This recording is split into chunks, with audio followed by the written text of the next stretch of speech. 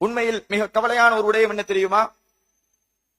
சமுதாயத்தில் பெயர் போன ஒரு ஜனாசாவாக இருந்தால், பட்டங்களோடு பதவிகளோடு பணத்தோடு பேர் புகழோடு வாழ்ந்த ஒரு ஜனாசாவாக இருந்தால், அந்த ஜனாசாவில் கலந்து கொள்கின்ற மனிதர்களின் எண்ணிக்கைக்கும் ஒரு ஏழையினுடைய ஜனாசாவில் கலந்து கொள்கின்ற மனிதர்களுடைய எண்ணிக்கைக்கும் நமது சமூகத்தில் மிகப்பெரிய வேறுபாடு இருப்பதை நாங்கள் பார்க்கின்றோம். ஒரு ஏழையினுடைய ஜனாசாவை தூக்கி பள்ளிவாசலுக்கு செல்வதற்கு, மக்பராவுக்கு செல்வதற்கு கூட ஆள் இல்லை என்கின்ற அளவுக்கு ஏழ்மையான ஜனாசாக்கள் புறக்கணிக்கப்படுவதை பார்க்கிறோம். இது உண்மையில் ஒரு முஸ்லிம் சமூகத்திலே இருக்கிற மிகப்பெரிய முசீபத்.